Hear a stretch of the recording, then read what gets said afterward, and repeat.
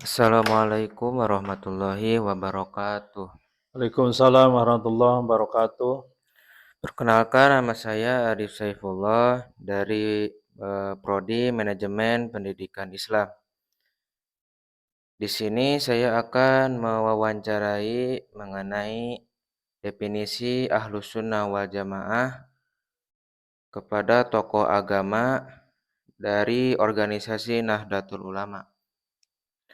Dan ini adalah tugas individu dari mata kuliah Aswaja dan dosen pengampunya yaitu Haji Wawan Anwar Sadat, MPDI. Baik, sebelum saya menanyakan pertanyaan mengenai Ahlus Sunnah wal Jamaah, saya akan bertanya terlebih dahulu mengenai biodata narasumber. Waktu dan tempat saya persilahkan. Assalamualaikum warahmatullahi wabarakatuh. Bismillah, alhamdulillah, salatu wassalamu ala rasulillah wa ala alihi wa sahbihi wa malam ba'du. Terima kasih atas kesempatan waktunya. Yang pertama tentu tentang biodata. Nama saya Ahmad Abdul Aziz.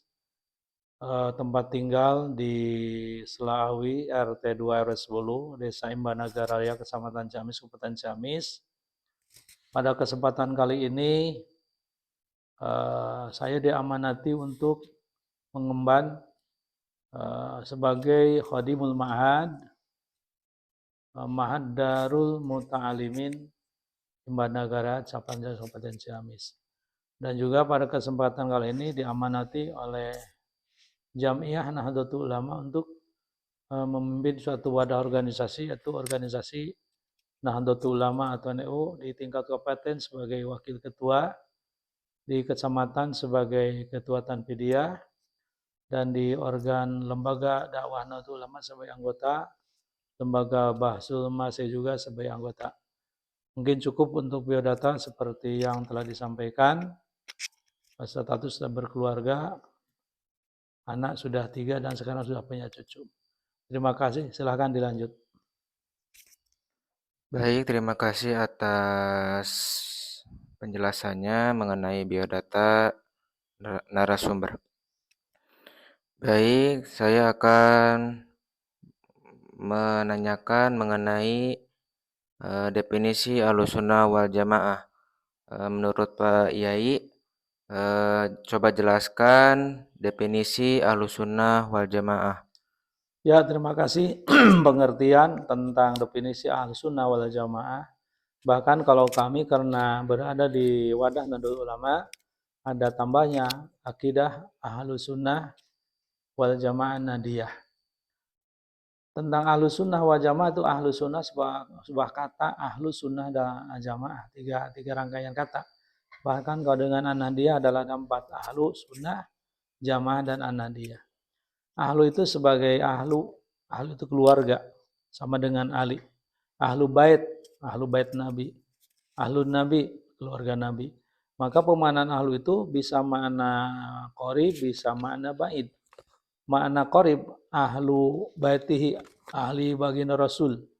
Misalkan itu ahlu yang bernasabkan dari keturunan Bani Hashim Bani Muthalib. Itu mana qorib. Mana bait, ahlu adalah kullu mu'minin taqin.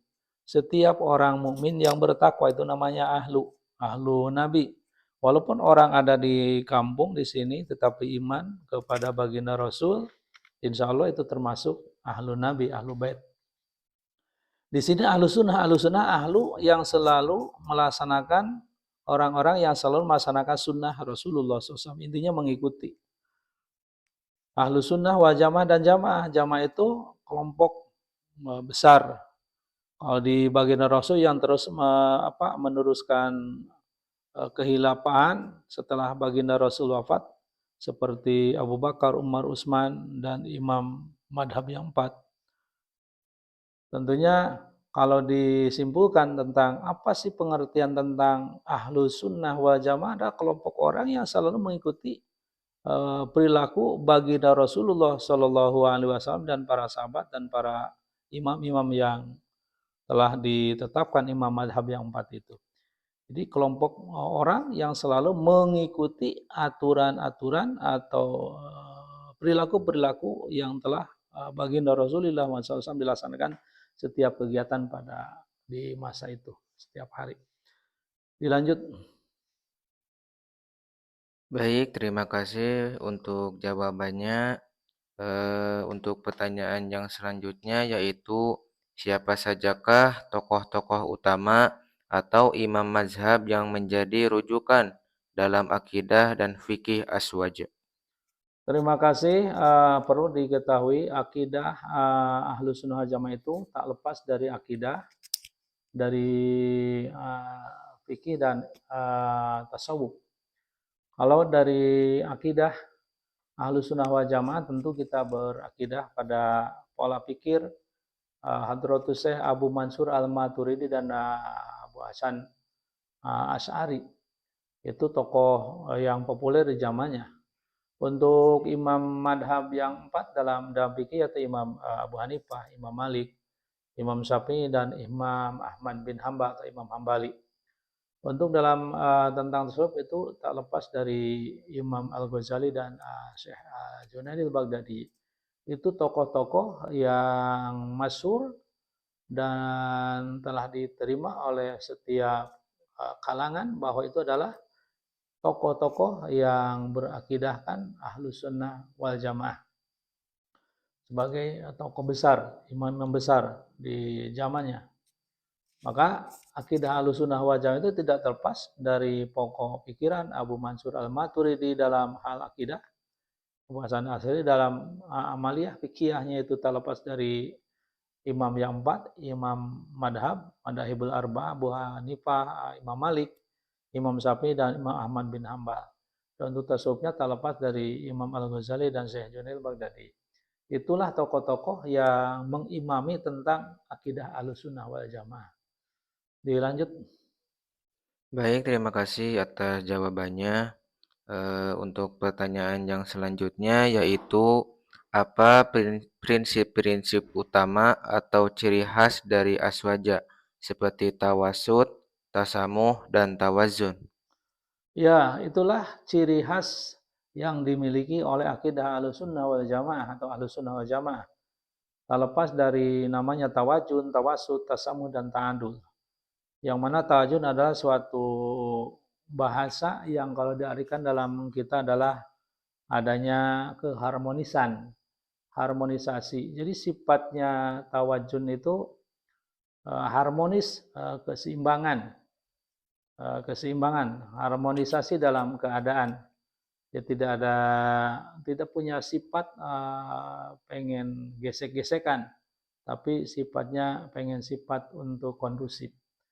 Maka ada harmonisasi, harmonis sesama kita yang seakidah atau dan tidak seakidah. Itu ciri khasnya adalah itu. Kedua adalah tawasud. Tawasud adalah keseimbangan atau dalam hal ini adalah zaman sekarang ada moderasi. Maka ada sifatnya moderasi dalam agama dan ada moderasi dalam luar agama. Maksudnya luar akidah. Yang ketiga adalah tasamuh. Tasamuh adalah toleransi atau apa yang namanya toleransi? Ya toleransi lah. Toleransi dalam berkehidupan. Memang toleransi itu memang ada batasnya, nggak semua ada toleran. Kalau hal-hal yang bersifat dengan prinsip pribadi ya jelas. Tapi secara keseluruhan di sini adalah tasamu ada toleransi muncul karena kita makhluk di dunia itu banyak. Mungkin sama rambut atau sama punya kepala tapi pemikiran kan berbeda. Disinilah muncul untuk kerukunan, untuk kenyamanan dalam berkehidupan ada muncullah toleransi, maka itu tasamu. Dan juga ta'adul. Ta'adul itu adalah tidak memihak. Jadi ya tidak memihak, adil ke sana ke sini, memberikan keadilan. Nantinya kalau keadilan kan memberikan kenyamanan. Itu tujuan Islam hadir ke muka bumi dengan semua rahmatan lil alam itu bisa terbukti. Karena memang ada sifat memiliki keadilan yang dimiliki oleh seorang uh, yang memegang Ahlus Sunnah wal Jamaah. Terima kasih, dilanjut. Baik, terima kasih untuk jawabannya. Untuk pertanyaan yang terakhir yaitu di era modern dan di tengah tantangan globalisasi saat ini, mengapa pemahaman aswaja masih relevan dan penting untuk dipertahankan?